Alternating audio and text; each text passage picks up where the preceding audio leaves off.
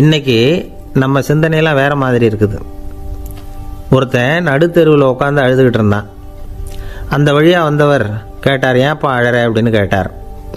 5 ரூபா சார், இந்த இடத்துல விழுந்துட்டுது, ரொம்ப நேரமாக தேடுறேன், கிடைக்காது போல இருக்கு அப்படின்னா.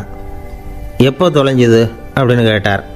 அது எனக்கு தெரியாது சார், பணத்தை தொலைச்சவன் தேடி பார்த்துட்டு போயிட்டான், நான் அவனுக்கு பின்னாடி தேட வந்தவன் அப்படின்னு சொல்லிவிட்டு மறுபடியும் தேட ஆரம்பித்தானா.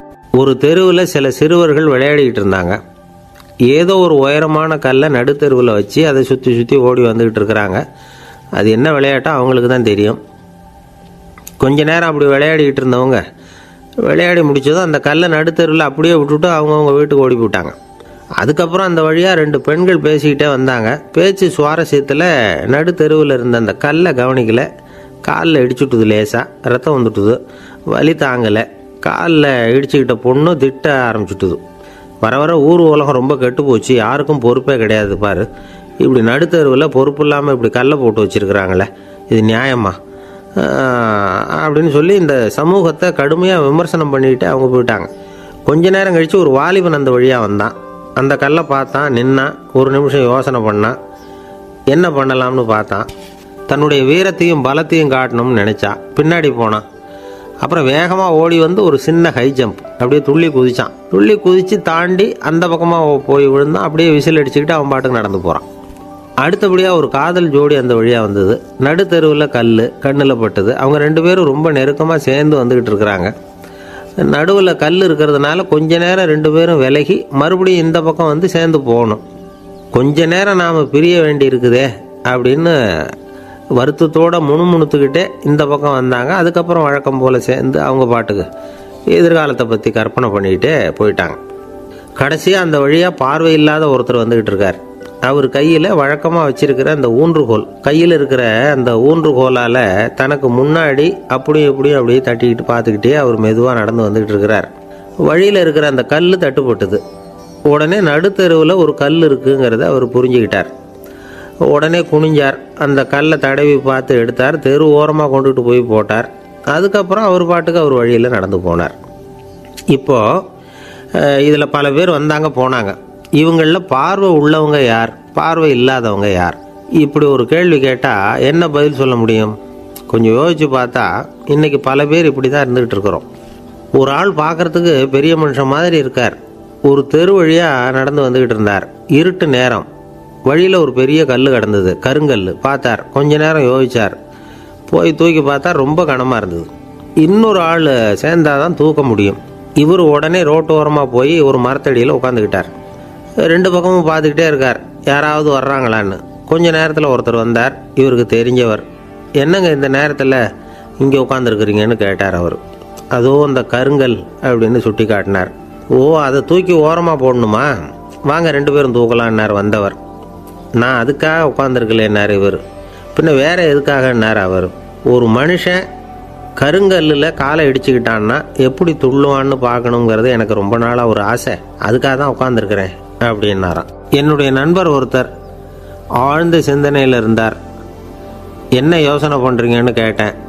தலைவர் ஆகணும்னு பார்க்குறேன், அதுதான் என்ன வழின்னு யோசிச்சுக்கிட்டு இருக்கேன்னார். நான் கூட அது மாதிரி யோசித்து பார்த்தேன், அதுக்கப்புறம் அந்த யோசனையை கை விட்டுட்டேன் அப்படின்னோம். ஏன்னு கேட்டார். அதுக்கான தகுதிகள் நமக்கு இல்லைங்கிறது புரியுது. அது நமக்கு புரியறத விட நம்ம விட மற்றவங்களுக்கு நல்லா புரிஞ்சு போச்சு. அதனால் பேசாமல் கம்முன்னு இருந்துடுறது தான் நல்லது அப்படின்னோம். தலைவர் ஆகிறதுக்கு தகுதிகள் வேறு உண்டோ அப்படின்னு கேட்டார். அவர் யதார்த்தமாக தான் கேட்குறார். நாங்கள் உடனே எங்ககிட்ட இருந்த ஒரு புத்தகத்தை எடுத்து அவர்கிட்ட கொடுத்தோம், படித்து பாருங்கன்னு. தலைவர் ஆகிறதுக்கு என்ன வழி அப்படிங்கிறத பற்றி அதில் போட்டிருக்கிறாங்க. முதல் வழி என்ன தெரியுமா? ஒரு 4 பேர் முன்னாடி இல்லைன்னா ஒரு கூட்டத்துக்கு முன்னாடி நீங்கள் பேச போகிறீங்க. அப்போ எப்படி ஆரம்பிக்கணும்னா, உண்மையான புகழ்ச்சி, நேர்மையான பாராட்டு, இதோடு ஆரம்பிக்கணும். எடுத்ததுமே அது சரியில்லை இது சரியில்லைன்னு பேசிகிட்டு இருக்கக்கூடாது. மக்களை பார்த்து நீங்கள் தான் தப்பு பண்ணிவிட்டீங்க அப்படின்னு நேரடியாக சொல்லக்கூடாது. தவறு இருந்தாலும் அதை மறைமுகமாக ஏதாவது கதை சொல்லி அதிலிருந்து அவங்க புரிஞ்சுக்கிற மாதிரி செய்யணும். அடுத்தவங்க பண்ண தப்பு என்னன்னு அலசறதுக்கு முன்னாடி நீங்கள் பண்ணின தப்பு என்னங்கிறத பற்றியே பேசுங்க. எதுக்கும் நேரடியாக உத்தரவு போட்டுக்கிட்டு இருக்கக்கூடாது. இதை நீங்கள் செய்யணும் அப்படின்னு சொல்கிறதுக்கு பதிலாக நீங்கள் இப்படி செஞ்சால் எப்படி இருக்கும் அப்படின்னு கேள்வி மாதிரி கேட்கணுமா. இப்படி கேட்டால் அது உத்தரவு மாதிரி தெரியாதான். அடுத்தவங்க மரியாதையை காப்பாற்றுறது மாதிரி பேசணுமா. உங்கள் பேச்சு இன்னொருத்தரை அவமானப்படுத்துறது மாதிரி இருக்கக்கூடாதான். ஏண்டா இவங்கிட்ட போய் மாட்டிக்கிட்டோம்னு யாரும் நினச்சிடக்கூடாது. ஒவ்வொரு சின்ன வளர்ச்சியையும் பாராட்டணும். வெற்றி சாதாரணமாக இருந்தாலும் பாராட்டாமல் இருந்துடக்கூடாது. பாராட்டும் பொழுது தாராளமாக இருக்கணும். குறை சொல்லும் பொழுது கவனமாக இருக்கணும். வாய்க்கு வந்தபடி பேசிவிட்டால் அதுக்கப்புறம் வகையாக மாட்டிக்கிட்டு முழிக்க வேண்டியிருக்கும். நீங்கள் பேசுகிறது இன்னொருத்தருக்கு ஒரு கௌரவத்தையும் மரியாதையும் உண்டு பண்ணுறது மாதிரி இருக்கணும். நீங்கள் பேசுகிறது அடுத்தவங்களுக்கு இருக்கிற கொஞ்ச நெஞ்ச மரியாதையும் எடுத்து விடுறது மாதிரி இருக்கக்கூடாது. உங்கள் பேச்சை கேட்டால் கேட்குறவங்களுக்கு ஒரு ஊக்கம் வரணும், உற்சாகம் வரணும். தவறு எதுவாக இருந்தாலும் அதை சுலபமாக திருத்திக்கலாம், சரி பண்ணிக்கலாங்கிறது மாதிரி இருக்கணும் உங்கள் பேச்சு. அடுத்தவங்களை சந்தோஷப்படுத்துங்க. உங்கள் யோசனையை கேட்டு நடந்துக்கிறதுனால அந்த சந்தோஷம் அவங்களுக்கு கிடைக்கணும். இந்த தகுதியெல்லாம் உங்ககிட்ட இருந்தால் நீங்கள் ஒரு சிறந்த தலைவராகலாம் அப்படின்னு அந்த புஸ்தகத்தில் போட்டிருக்கு. இந்த காலத்தில் தலைவர் ஆகிறதுக்கு வேறு சில தகுதிகள்லாம் கூட தேவைப்படுது. ஒரு புள்ள தன்னுடைய அப்பா கிட்ட, அப்பா உன்ன மாதிரியே நானும் அரசியலில் சேரணும், தலைவர் ஆகணும்னு ஆசைப்படுறேன், இன்னையிலேருந்து எனக்கு அரசியல் பாடம் கற்றுக் கொடு அப்படின்னு கேட்டிருக்கான். அவரும் சரின்னு சொல்லிவிட்டு ஒரு பெரிய ஏணி எடுத்துகிட்டு வந்தாராம். ஒரு செவுத்தில் சாத்தினார். இந்த ஏணியில் ஏறி உயர போய் அங்கே பரன் மேலே இருக்கிற ஒரு புத்தகத்தை எடுத்துகிட்டு வாடான்னு இருக்கார். மகனை பார்த்து, அப்பா ஏணி ரொம்ப உயரமாக இருக்குது, நீ ஜாக்கிரதையாக இதை பிடிச்சிக்கோ, நான் ஏறி போகிறேன் அப்படின்னு நான் பையன். பயப்படாத, நான் பார்த்துக்கிறேன்னார் அப்பா. பையன் ஏணியில் ஏறினா உச்சிக்கு போனதும் அப்பா கையை எடுத்துட்டார். ஏணி அப்படியே சரிஞ்சுட்டுது. பையன் பொத்துன்னு கீழே விழுந்துட்டான். இடுப்பு பிடிச்சிக்கிட்டே எழுந்திரிச்சான். என்னப்பா இது, இப்படி என்னை ஏற விட்டுட்டு கையை விட்டுட்டியே, இப்படி கை விடலாமா அப்படின்னு கத்தியிருக்கான். அப்பா நிதானமாக சொன்னாராம், அவசரப்படாதேப்பா, அரசியலில் இதுதான் முதல் பாடம், பெத்த அப்பனாக இருந்தாலும் அவனை நம்பாதே அப்படின்னு உபதேசம் பண்ண ஆரம்பித்தார். அன்பாக இருக்கணும்னு அநேக பெரியவங்க சொல்லியிருக்கிறாங்க. நாமளும் அதை கேட்டுவிட்டு அன்பு காட்டுறதுக்கு தயாராக தான் இருக்கிறோம். அதை வாங்கிறதுக்கு தான் ஆளை காணும். இருந்தாலும் அன்பில் எத்தனையோ வகை உண்டு. அதை சரியாக புரிஞ்சுக்கிட்டு அதுக்கப்புறம் அன்பு காட்ட ஆரம்பிக்கணும். வகையை புரிஞ்சிக்காமல் அன்பு காட்டினா வம்புல மாட்டிக்க வேண்டியது தான். அன்புன்னா சாதாரணமாக நினச்சி விடாதீங்க. அதில் எவ்வளவு விதம் தெரியுமா? இரக்கம், கருணை, காருண்யம், பந்துத்துவம், பட்சம், பாசம், நேசம், விசுவாசம், அபிமானம், காதல், பக்தி, இப்படி பல விதமாக அதை பற்றி சொல்லி வச்சுருக்கிறாங்க பெரியவங்க. இந்த வார்த்தைகள்லாம் நாம் கேள்விப்பட்டது தான். இருந்தாலும் அதுகளுக்குள்ளே என்ன வித்தியாசம்னு கேட்டால் சரியாக சொல்ல தெரியாது. அதனால் இந்த வார்த்தைகளுக்கெல்லாம் பெரியவங்க என்ன விளக்கம் சொல்கிறாங்கன்னு இப்போ பார்க்கலாம். எளியவர்கள் மேலே செலுத்துகிற அன்பு இருக்கு பாருங்கள், அதுக்கு இரக்கம்னு பேர். அறிவு பலம், சரீர பலம், இது ரெண்டும் இல்லாதவங்க மேலே, அதாவது வலிமையற்றவர்கள் மேலே செலுத்துகிற அன்பு இருக்கு பாருங்க, அதுதான் கருணை. எறும்புலேருந்து யானை வரைக்கும் சகல ஜீவராசிகள் மேலேயும் காட்டுற அன்புக்கு காருண்யம்னு பேர், ஜீவகாருண்யம். சிபி சக்கரவர்த்தி காட்டின அன்பு இந்த ரகம். உறவினர்கள், சொந்தக்காரங்க, அவங்க வசதியாக இருந்தாலும் வறுமையில் இருந்தாலும் வித்தியாசம் இல்லாமல் காட்டுற அன்பு இருக்கு பாருங்க, அதுக்கு பேர் பந்துத்துவம். ஒரு எஜமானன் வேலையாள்கிட்ட காட்டுற அன்பு இருக்கு பாருங்க, அதுக்கு பேர் தான் பட்சம். அவனும் தன்னை மாதிரி மனுஷன்தாங்கிற நினைப்பு வேணும். ஒரு தாய் தன்னுடைய குழந்தை மேலே, ஒரு குழந்தை தன்னுடைய தாய் மேலே செலுத்துகிற அன்புக்கு பாசம்னு பேர். ஈருடல் ஓர் உயிர்னு நினைக்கிறது இது. ராமரும் கௌசலையும் இதுக்கு உதாரணம். தம்மை ஒத்த நண்பர்கள்கிட்ட செலுத்துகிற அன்புக்கு நேசம்னு பேர். வயசு, செல்வம், அந்தஸ்து, இந்த வித்தியாசமெல்லாம் பார்க்காம அவங்க சுக துக்கத்தில் சமபங்கு எடுத்துக்கிறது இது. கிருஷ்ணன் குசேலர்கிட்ட காட்டினது இந்த ரகம். வேலை செய்கிறவன் முதலாளிகிட்ட காட்டுற அன்புக்கு விசுவாசம்னு பேர். தேசத்து மேலேயும் தாய்மொழி பேர்லையும் செலுத்துகிற அன்புக்கு அபிமானம்னு பேர். தேசாபிமானம்னு சொல்கிறோமே, இதுதான். ஒரு கணவன் மனைவி பேரில் காட்டுற அன்புக்கு காதல்னு பேர். கடவுள் பேரில் செலுத்துகிற அன்புக்கு பக்தின்னு பேர். இப்படி அன்புல பல ரகம் இருக்கிறப்போ அதில் உள்ள வித்தியாசம் தெரியாமல் இடம் மாற்றி அன்பு காட்டினா இடைஞ்சல் தான். சரி, இந்த அன்பை பற்றி விஞ்ஞானம் என்ன சொல்லுது தெரியுமா? இதயத்தை பாதுகாக்கிறதுக்கு முக்கியமாக தேவைப்படுற ஒன்று இந்த அன்பு தான்னு சொல்லுது. நெதர்லாந்து விஞ்ஞானிகள் இதை ஆராய்ச்சி பண்ணியே கண்டுபிடிச்சிருக்கிறாங்க. கொஞ்சம் முயல் குட்டிகளை 2 பிரிவாக பிரித்தாங்க. 2 குரூப்புக்கும் கொழுப்பு அதிகமாக உள்ள ஆகாரத்தையே கொடுத்துக்கிட்டு வந்தாங்க. ஆனால் ஒரு குரூப்புக்கு வெறுமன ஆகாரத்தை கொடுத்ததோடு சரி, இன்னொரு குரூப்பு முயல்களுக்கு ஆகாரம் கொடுத்ததோடு நிறுத்திக்கல. அதுக்கு முன்னாடி கூண்டுகளை திறந்து விட்டு முயல்களை கொஞ்ச நேரம் எடுத்து கொஞ்சி விட்டு அதுக்கப்புறமா ஆகாரம் கொடுத்தாராம் ஆராய்ச்சியாளர். இந்த குரூப்புக்கு இதய பாதிப்பு 60% குறைச்சலாக இருந்துதான். சில நோயாளிகளுக்கு ஹார்ட் அட்டாக் வந்தாலும் அதை தாங்கிக்கிட்டு குணமாகிற சக்தி அதிகமாக இருக்குது. இது எப்படின்னு ஆராய்ச்சி பண்ணி பார்த்துருக்குறாங்க. அவங்கெல்லாம் மனைவி தன் பேரில் ரொம்ப அன்பாக இருக்கிறதாக நினைக்கிறவங்களாம் இருக்கிறாங்களாம். இதய நோயாளிகள் பல பேரை சந்தித்து இதய நோய் ஏற்பட என்ன காரணம்னு கேட்டிருக்கிறாங்க. அவங்க சொன்ன காரணம்லாம் சாப்பாடு சம்மந்தமாக இல்லையா, மனைவி அன்பா இல்லை, இப்படிப்பட்ட காரணத்தை தான் சொல்கிறாங்களாம். அதனால் இதயத்தை பாதுகாக்கணும்னு நினைக்கிறவங்க அடுத்தவங்க அன்பாக இருக்கிறது மாதிரி பார்த்துக்குங்க, அதுதான் முக்கியம். ஒருத்தர் முகம் பூரா பிளாஸ்டரி போட்டுக்கிட்டு வந்தார். ரொம்ப கோபமாக, என்னங்க ஆச்சுன்னு விசாரித்தேன். எல்லாம் உங்களால் தான் சார்னார். விவரமாக சொல்லுங்களேன். என்ன உங்கள் தகவலை கேட்டுட்டு ஒரு பூனைக்குட்டியை கையில் எடுத்தேன், அன்பாக அதை தடவி கொடுக்கறதுக்காக. ஆனால் அது முந்திக்கிட்டது, அது என் முகத்தை தடவி கொடுத்துட்டுது, முகம் பூரா நகை கீறல், அதுதான் இப்படி அப்படின்னார். அன்புல அறிவு சேராததுனால வந்த கோலை. அவர் ஒரு பெரிய குடும்பத்தில் பிறந்தவர். இருக்கிற சொத்துக்கள் எல்லாத்தையும் வாரி வழங்கிவிட்டு காட்டுக்கு புறப்பட்டார் தவம் செய்யறதுக்காக. இருந்தது பூராவும் கொடுத்துட்டார். இனிமேல் எதுவுமே இல்லை கொடுக்கறதுக்கு. அப்போது கடைசியாக ஒருத்தன் வந்து கையை நீட்டினான். ஐயா ஏதாவது கொடுங்கன்னா. அவர் பார்த்தார். கட்டியிருக்கிற வேட்டியை தவிர வேறு எதுவுமே இல்லை. 8 முழம் பட்டு வேட்டி, ஜரிகை கரையோடு இருக்குது. கடைசியாக அதை தான் எடுத்து கட்டிக்கிட்டு அவர் புறப்பட்டுக்கிட்டு இருக்கிறார். அவர் பார்த்தார், எதிரில் அவன் பரிதாபமாக நின்றுட்டு இருக்கிறான். அந்த 8 முழ வேட்டியை 2ஆக கிழிச்சார். 4 முழத்தை அவங்ககிட்ட கொடுத்துட்டு மீதி 4 முழத்தை தன்னுடைய இடுப்பில் கட்டிக்கிட்டு அவர் காட்டுக்கு போயிட்டார். இவன் என்ன பண்ணான் தெரியுமா? கையில் கிடைச்ச 4 முழத்தை எடுத்துக்கிட்டு கடை வீதிக்கு போனான். பழைய பட்டு வேட்டி ஜருகை இதெல்லாம் விலைக்கு வாங்குற வணிகர் ஒருத்தர் இருந்தார். அவர்கிட்ட போனான். இதை விலைக்கு எடுத்துக்கிறீங்களான்னு கேட்டான். அவர் வாங்கி பார்த்தார்.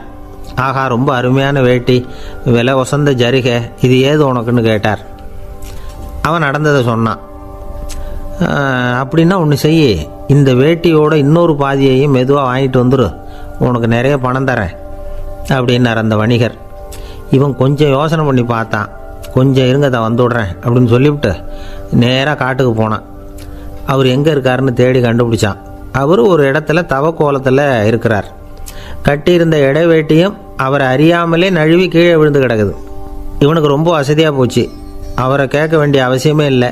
மெதுவாக சத்தம் போடாமல் அடிமேல் அடி வச்சு நெருங்கினான். அவர் கண்ணை மூடிக்கிட்டு அவர் பாட்டு நின்றுக்கிட்டு இருக்கார். இவன் மெதுவாக போய் கீழே கிடந்த அந்த துணியை எடுத்துக்கிட்டு சத்தம் போடாமல் திரும்பி நடந்தான். அப்படி கொஞ்சம் தூரம் நடந்திருப்பான். அப்படி ஓட ஆரம்பிக்கிற சமயத்தில் அவன் காலில் கீழே கிடந்த முள் ஒன்று நறுக்குன்னு தைச்சி விட்டுது. வலி தாங்க முடியாமல் அம்மான்னு கத்திவிட்டான். இந்த சத்தத்தினால கண்ணை மூடி நின்றுக்கிட்டு இருந்த அவர் தவம் கலைஞ்சிது. மெதுவாக கண்ணை திறந்து பார்க்குறார். தன் இடையில இருந்த வேட்டி அவன் கையில் இருக்குது. இப்போ அவர் நினைக்கிறாராம், இந்த வேட்டி மேலே நான் வச்ச ஆசை அல்லவா அவனை வந்து திருடன் ஆக்கிவிட்டுது அப்படின்னு நினச்சாரான். இது எப்பேற்பட்ட மனநிலைங்கிறத கொஞ்சம் யோசிச்சு பாருங்கள். தான் ஒரு பொருள் மேலே வைத்த பற்று இன்னொரு மனிதன் திருடனாக ஆகிறதுக்கு காரணமாயிட்டுதே அப்படின்னு நினைக்கிறார். அப்படி நினச்ச அவர் யார் தெரியுமா? அவர் தான் மகாவீரர். இழந்துட்டேங்கிறியே, நீ என்னத்தை கொண்டு வந்த இங்கே இழக்கிறதுக்கு? நீ என்னத்தை உண்டாக்குன இது அழிஞ்சுட்டுதுன்னு சொல்கிறதுக்கு? இது அவருடைய சிந்தனை. ஜனாதிபதி ஆப்ரஹாம் லிங்கன் ஒரு நாள் தன்னோட கோச்சு வண்டியில் தலைநகரான வாஷிங்டனுக்கு போயிட்டுருக்கிறார். கோச்சு வண்டி ஒரு சாலையில் போயிட்டுருக்கு. அந்த சாலைக்கு ஒரு பக்கத்தில் பயங்கரமான சதுப்பு நிலம். சதுப்பு நிலம்னா அது புதைகுழி, புதை மணல்ங்கிறோம்ல, அது மாதிரி. அந்த சதுப்பு நிலத்தில் யாராவது மாட்டிக்கிட்டால் அவ்வளோதான், ஆளை கொஞ்சம் கொஞ்சமாக உள்ளே அமுக்கிவிடும். தப்பிச்சு கரையேறது கஷ்டம். அப்படிப்பட்ட நிலம் அது. ஆப்ரஹாம் லிங்கன் ஏதோ ஒரு முக்கியமான அரசாங்க வேலையாக போயிட்டு திரும்பி வந்துக்கிட்டு இருக்கிறார். அதனால் அந்த சமயத்தில் அவர் விலை உசந்த ஆடைகளை அணிஞ்சிருக்கிறார்.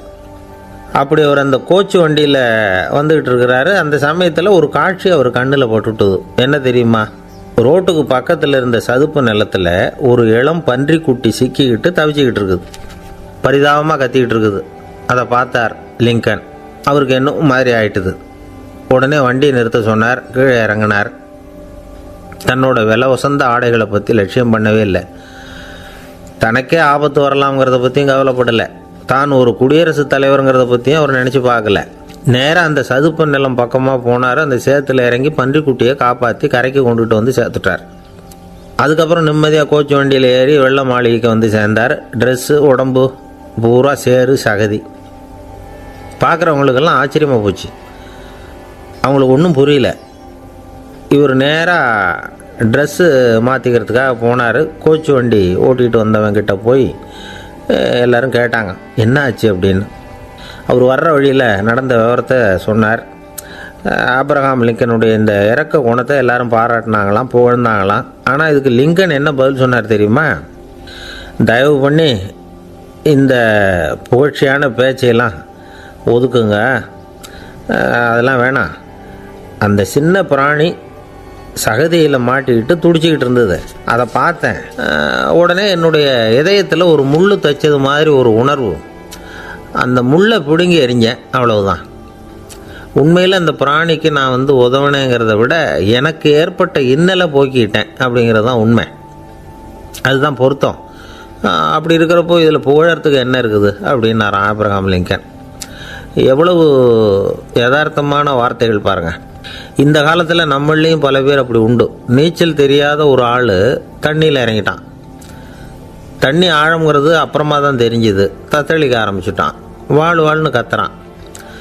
கரையில் நின்றுக்கிட்டு இருந்த ஒருத்தர் இதை பார்த்தார். உடனே அவருக்கு இதயத்தில் முள் தைச்சது மாதிரி ஒரு உணர்வு. உடனே குபீர்னு தண்ணியில் பாஞ்சார். அவரை காப்பாற்றி கரைக்கு கொண்டுட்டு வந்து சேர்த்தார். இதை பார்த்துக்கிட்டு இருந்த இன்னொருத்தர் காப்பாற்றின அந்த ஆளை பாராட்டி புகழ்ந்தார். என்ன புகழாதீங்க சார் அப்படின்னார் அவர். ஏன்னு கேட்டார் இவர். நான் அந்த ஆளை ஏன் காப்பாற்றினேன் தெரியுமா? அவன் நேற்றுக்கு என்கிட்ட 300 ரூபா கடன் வாங்கியிருக்கிறான். இவன் தண்ணியில் போட்டான்னா நான் கொடுத்த கடனும் தண்ணியில் போடும். அதனால தான் விழுந்து காப்பாற்றினேன் அப்படின்னா அந்த ஆள். ஒருத்தர் ரொம்ப அவசரமாக போய்கிட்டு இருந்தார். எங்கே சார் போகிறீங்கன்னு கேட்டோம். எனக்கு வேண்டியப்பட்ட ஒருத்தருக்கு குழந்தை பிறந்திருக்கிறதாக செய்தி வந்திருக்கு, அதுதான் ஆஸ்பத்திரிக்கு போயிட்டுருக்கேன், பார்த்துட்டு வரலாம்னு அப்படின்னார். அப்படின்னா கொஞ்சம் இப்படி உட்காருங்க அப்படின்னோம். சில விவரமெல்லாம் சொல்கிறேன், கேட்டுக்கிட்டு போங்க அப்படின்னோம். உட்காந்தார். அப்புறம் சொல்ல ஆரம்பித்தோம். புதுசாக பிறந்திருக்கிற ஒரு குழந்தைய பார்க்க போகிறதுன்னா அது சாதாரண விஷயம் இல்லை. அதில் ரொம்பவும் கவனமாக நடந்துக்கணும். புது குழந்தைக்கு நோய் சுலபமாக தொற்றும். முக்கியமாக காற்று மூலமாக பரவுகிற நோய்கள் சுலபமாக வந்துடும். அதனால் நமக்கு உடம்பு சரியில்லைன்னா குழந்தைய விட்டு கொஞ்சம் தள்ளியே இருக்கிறது தான் நல்லது. பெரியவங்களை பொறுத்த வரைக்கும் சாதாரணமாக உள்ள ஒரு கிருமி கூட குழந்தைய பொறுத்த வரைக்கும் ரொம்ப மோசமான ஒரு கிருமியாக இருக்கும். சில வெளிநாடுகளில் எப்படி தெரியுமா? பிறந்த குழந்தை தூங்கிக்கிட்டு இருக்கிற ஒரு ரூமுக்கு போகணும்னா போகிறவங்க முகமூடி போட்டுக்கணும், காலணிகளை மாற்றிக்கணும், அவ்வளவு சுத்தமாக உள்ளே போய் பார்த்துட்டு வரணும். பொதுவாக சில ஆஸ்பத்திரிகளில் பார்த்திங்கன்னா பார்வையாளர்கள் நேரத்தில் விசிட்டிங் ஹவர்ஸ் தாயை விட்டு குழந்தைய தனியாக பிரித்து வச்சுருவாங்க. எதுக்குன்னு நினைக்கிறீங்க? அந்த நேரம் பல பேர் வருவாங்க போவாங்க. அவங்க கை கால் சுத்தமாக இருக்காது. சுத்தம் இல்லாத கைகள் மூலமாக கிருமிகள் பரவும். சுத்தம் இல்லாத கைன்னா மண்ணு தூசி படிஞ்சிருக்கிற கை மட்டும் தான் அர்த்தம் இல்லை. சாலையில் கையை வீசிக்கிட்டு நடந்து வர்றீங்க, குழந்தைய பொறுத்த வரைக்கும் அது கூட சுத்தம் இல்லாத கை தான். தாயை தவிர மற்றவங்க குழந்தைய தூக்காமல் பார்த்துக்கிறது நல்லது. தாய் கூட அளவோடு கொஞ்சிறதோடு நிறுத்திக்கணும். புதுசாக ஒரு குழந்தைய பெற்றுருக்கிற பொண்ணுக்கிட்ட மற்ற தாய்மார்கள் ஏதாவது சொல்லிக்கிட்டே இருப்பாங்க. குழந்தைய அப்படி வளர்க்கணும் இப்படி வளர்க்கணும் அப்படின்னு ஏதாவது அட்வைஸ் பண்ணிக்கிட்டே இருப்பாங்க. இப்படி ஓவராக அறிவுரை பண்ணுறது அந்த பொண்ணை குழப்பி விட்டுரும். அதனால் அப்படிலாம் பண்ணக்கூடாது. அந்த பெண்ணே ஏதாவது கேட்டால் கூட டாக்டர் சொல்ல வேண்டிய விவரங்களையெல்லாம் நாமே சொல்லிகிட்டு இருக்கக்கூடாது. புதுசாக பிறந்திருக்கிற குழந்தைய மட்டும்தான் இப்படி பார்க்கணும்னு இல்லை. ஒரு நோயாளி குழந்தைய பார்க்க போகிறதுனா கூட ரொம்ப எச்சரிக்கையாக தான் நடந்துக்கணும். ஒரு தின்பண்டமோ விளையாட்டு சாமானோ அந்த குழந்தைக்கு நாம் வாங்கிட்டு போகிறதா வச்சுக்குவோம். அதை நேராக கொண்டுகிட்டு போய் அந்த குழந்தைகிட்டே கொடுக்கக்கூடாது. அதோட அப்பா அம்மாக்கிட்ட ரகசியமாக கொடுக்கலாம். அவங்க முடிவு பண்ணட்டும் குழந்தைகிட்ட அதை கொடுக்கலாமா வேண்டாமாங்கிறத. அவங்களுக்கு தான் தெரியும் அதோட மனசும் உடம்பும். உங்கள் அக்கறையை காட்டுறதா நினச்சிக்கிட்டு குழந்தை வாயில் எதையும் கொண்டுட்டு போய் போடாதீங்க. போகிறப்போ உங்கள் வீட்டு குழந்தையும் அழைச்சிட்டு போகாதீங்க. இது நோயை வாங்கிட்டு வந்துடும், அல்லது புதுசாக ஒரு நோயை அதுக்கிட்ட கொடுத்துட்டு வந்துடும். என்ன தான் உங்களுக்கு பழக்கமான குழந்தையாக இருந்தால் கூட அதுக்கு விருப்பம் இல்லைன்னா பேசக்கூடாது. அங்கே போய் அவங்க பள்ளிக்கூடத்தை ஞாபகப்படுத்திகிட்டு இருக்கக்கூடாது. நோயில் இருக்கிறப்ப ஸ்கூலை பற்றி பேச அது விரும்பாது. ஆஸ்பத்திரியை விட்டு வெளியில் புறப்படுறப்போ குழந்தைகிட்ட சொல்லணும்னு அவசியம் இல்லை. அதோட அப்பா அம்மா கிட்ட சொல்லிவிட்டு புறப்பட்டா போதும், குழந்தை கோபிச்சிக்காது. சமூக சம்பிரதாயத்தை பற்றி அது கவலைப்படுறதில்ல. இப்படி எல்லா விவரமும் நம்ம எதிரில் உட்காந்துருந்தவங்க கிட்ட சொல்லி முடித்தோம். ரொம்ப நன்றி சார் அப்படின்னு சொல்லிவிட்டு அவர் புறப்பட்டார். குழந்தைங்க கொஞ்சம் வளர்கிற வரைக்கும் தான் நாம் எச்சரிக்கையாக இருக்கணும்னு இல்லை, வளர்ந்த பிறகு இன்னும் எச்சரிக்கையாக இருக்கணும். ஒரு பையன் பள்ளிக்கூடத்துலேருந்து திரும்பி வீட்டுக்கு வந்தான். முகம் பூரா நகத்தால் கீறி இருந்தது. அப்பா பார்த்து பயந்துட்டார். யாருடா உன்னை இப்படி பண்ணது அப்படின்னார். என் கூட படிக்கிற இன்னொரு பையன்னா. நாளைக்கு உன் கூட பள்ளிக்கூடத்துக்கு வர்றேன், நீ எனக்கு அவனை அடையாளம் காட்ட முடியுமான்னார். அது ரொம்ப சுலபம் நான் பையன். எப்படின்னார் அப்பா. அவன் காதில் ஒன்று கையோடு எடுத்துகிட்டு வந்திருக்கிறேன், இதோ என் பையில் தான் வச்சுருக்கேன் அப்படிங்கிறான் அந்த பையன். ஒருத்தர் இருக்கார், நல்ல உத்தியோகத்தில் தான் இருக்கிறார். ஆனால் எப்போ பார்த்தாலும் முகத்தை வெறுப்பாக வச்சுருப்பார். அப்படியே வருவார் போவார். ஏன் சார் இப்படி இருக்கிறீங்க அப்படின்னு விசாரித்தோம். ஏன்டா இந்த வேலைக்கு வந்தோம்னு இருக்குது சார் அப்படின்னார். உங்கள் வேலை உங்களுக்கு பிடிக்கலையா அப்படின்னு கேட்டோம். இல்லைன்னார். இப்படிப்பட்டவங்க வெற்றிகரமான வாழ்க்கை வாழ முடியாது. இது நிபுணர்கள் கருத்து. வேலையை நேசிக்க தெரிந்தவர்கள் வெற்றி பெறுவார்கள் அப்படிங்கிறாங்க அவங்க. எந்த துறையாக இருந்தாலும் சரி, அந்த துறையில் வெற்றிகரமாக இருக்கிறவங்கள விசாரித்து பாருங்கள். எனக்கு என்னுடைய வேலை ரொம்ப பிடிக்கும் அப்படின்னு சொல்கிறவங்களாக தான் இருப்பாங்க. அப்படி இருந்தால் தான் அது வெற்றிகரமாக இருக்க முடியுது அவங்களால. ஒருத்தனுக்கு பிடித்தமான பொழுதுபோக்கே அவனுடைய தொழிலாக இருந்துட்டுதுன்னா அவனை மாதிரி கொடுத்து வச்சவன் வேறு யாரும் இல்லை அப்படிங்கிறார் பெர்னாட் ஷா. ஒரு தடவை மன்னர் ஹுமாயூன் உயிரை தண்ணீர் மொண்டு ஊற்றுகிற தொழிலாளி ஒருத்தர் காப்பாற்றினாராம் அந்த ஹுமாயூன் உயிரை. உடனே மன்னர் கேட்டிருக்கார், உனக்கு என்ன வேணும்னாலும் கேளு தரேன், உயர் பதவி வேணுமா அப்படின்னு கேட்டாராம். மன்னா, மக்களின் தாகம் தீர்க்கக்கூடிய இந்த பணியை விட உயர்ந்தது உண்டா அப்படின்னாராம் அந்த தொழிலாளி. அவரால் அவருடைய வேலையை நேசிக்க முடிஞ்சுது, அதனால் மகிழ்ச்சியாக இருக்க முடிஞ்சுது. நாமெல்லாம் அப்படி இல்லை. வேலை கிடைக்கிற வரைக்கும் கிடைச்சா போதும் அப்படின்னு இருக்கோம். கிடைச்சதுக்கப்புறம் ஏன்டா இந்த வேலைக்கு வந்தோம்னு ரொம்பவும் அழுத்துக்குவோம். சரி, நாம் இருக்கிற இடத்துல நாம் வெற்றிகரமாக இருக்க வழி உண்டா அப்படின்னா உண்டுன்னு சொல்கிறாங்க. அதாவது மன இயல் நிபுணர்கள் இருக்கிறாங்க இல்லையா, அவங்க அதுக்கு முக்கியமாக 6 வழிகள் சொல்கிறாங்க. நீங்கள் ஒரு அலுவலகத்தில் வேலை பார்க்குறவரா அப்படின்னா இதை கேளுங்க. அதாவது உங்கள் மேலதிகாரி எதிர்பார்ப்புக்கு தகுந்த மாதிரி உங்கள் வேலை இருக்குதா? அப்படி இல்லைன்னா முதல்ல உங்கள் வேலையின் தரம் உயரணும். உங்களுக்கு மேலே கீழே வேலை பார்க்குற பணியாளர்கள்கிட்ட நல்ல விதமாக பழகிறீங்களா? அந்த உறவு முறையில் ஏதாவது குறை இருந்தால் அதை கண்டுபிடிச்சி சரி பண்ணுங்கள். நம்பிக்கைக்கு உரியவர் அப்படின்னு நீங்கள் பேர் எடுக்கணும். நீங்கள் எடுக்கிற முடிவு நல்ல முடிவாக தான் இருக்கும் அப்படின்னு அடுத்தவங்க சொல்லணும். உங்கள் தோற்றத்துக்கு முக்கியத்துவம் கொடுங்க. இது மனம் உடல் ரெண்டும் சம்மந்தப்பட்டது. அதனால் மனசையும் ஆரோக்கியமாக வச்சுருக்கணும், உடம்பையும் ஆரோக்கியமாக வச்சுருக்கணும். உங்களுடைய நிர்வாகம் செயல்படுற விதத்தை நல்லா புரிஞ்சு வச்சுக்கணும். உங்களுடைய நிர்வாகம் இப்போ ஒரு காரியம் செய்யுதுன்னு வச்சுங்க, ஏன் அப்படி செய்யுது, எதுக்காக அப்படி செய்யுது, அதனுடைய குறிக்கோள் என்ன, அது நீடிக்கிறதுக்கு காரணம் என்ன, இதையெல்லாம் தெரிஞ்சுக்கணும். சிரிப்புக்கு வஞ்சகம் பண்ணக்கூடாது, நல்லா சிரிக்கணும், அப்போ தான் அது திரும்ப கிடைக்கும். கடந்த கால தோல்வியை பற்றி கவலைப்படக்கூடாது. முதலாளி விருப்பம் தெரிஞ்சு நடந்துக்கிறது நல்லது தான். அதுக்காக காக்கா பிடிக்கணுங்கிற அவசியம் இல்லை. உங்களுக்கு ஒரு பொறுப்பான வேலை கிடைக்குது, உடனே சத்தம் குழப்பம் அப்படின்னு சூழ்நிலையை இறுக்கமாக ஆக்கிடக்கூடாது. எந்த சூழலையும் இயல்பாக கையாளக்கூடியவர் அப்படிங்கிறத காட்டணும். இதெல்லாம் உங்கள் துறையில் நீங்கள் வெற்றி பெற நிபுணர்கள் சொல்கிற யோசனைகள். இவ்வளவு விவரமும் சொல்லிவிட்டு ஒருத்தரை பார்த்து கேட்டோம், இப்போ சொல்லுங்கள், நீங்கள் செய்கிற வேலை உங்களுக்கு பிடிச்சிருக்குதா அப்படின்னோம். ரொம்ப ரொம்ப பிடிச்சிருக்குது அப்படின்னார். சரி, என்ன செஞ்சிகிட்டு இருக்கிறீங்க அப்படின்னு கேட்டோம். சும்மா தான் இருக்கிறேன் அப்படின்னார் அவர். அள்ள அள்ள குறையாதது அட்சய பாத்திரம், அது நமக்கு தெரியும், கேள்விப்பட்டிருக்கிறோம். ஆனால் போட போட நிரம்பாத ஒரு பாத்திரம் உண்டு. அது என்ன தெரியுமா? நம்மளில் பல பேர்கிட்ட அந்த பாத்திரம் உண்டு. அதுதான் பேராசை அப்படிங்கிற பாத்திரம். அதை நிறைவு செய்யவே முடியாது. பேராசையை பற்றி சுஃபி இலக்கியத்தில் ஒரு பிரபலமான கதை உண்டான். அதை ஒரு பெரியவர் எடுத்து சொல்லியிருக்கிறார். ஒரு மன்னர் நகர்வலம் போயிட்டு இருக்கார். ஒரு பிச்சைக்காரன் மன்னர் எதிரில் வரான். பிச்சை போடுங்கங்கிறான். என்னுடைய அமைதியை கெடுக்காதே போங்கிறார் மன்னர். அவன் சிரிக்கிறான். அரசே, உங்களுடைய அமைதி கெடக்கூடிய நிலையில் இருந்தால் அதுக்கு பேர் அமைதியே கிடையாது அப்படின்னு நானா. எதிரில் நிற்கிறது வெறும் பிச்சைக்காரன் இல்லை, யோகி அப்படிங்கிறத மன்னர் புரிஞ்சுக்கிட்டார். துறவியே, உங்களுக்கு என்ன வேணும்னாலும் கேளுங்க, கொடுக்குறேன்னாராம். அந்த துறவி மறுபடியும் சிரிக்கிறார். அரசே, உங்களால் முடியாததையெல்லாம் கொடுக்க முடியும்னு சத்தியம் செய்யாதீங்க அப்படின்னார். மன்னருக்கு கோபம் வந்துட்டுது. என்ன இவர் இப்படி சொல்கிறாரே அப்படின்னு நினச்சார். நகர்வலத்தை பாதியிலேயே நிறுத்தினார். வாங்க அரண்மனைக்குன்னார். துறவியை அழைச்சிக்கிட்டு அரண்மனைக்கு வந்துட்டார். துறவி தன்கிட்ட இருந்த பிச்சை பாத்திரத்தை நீட்டினார்.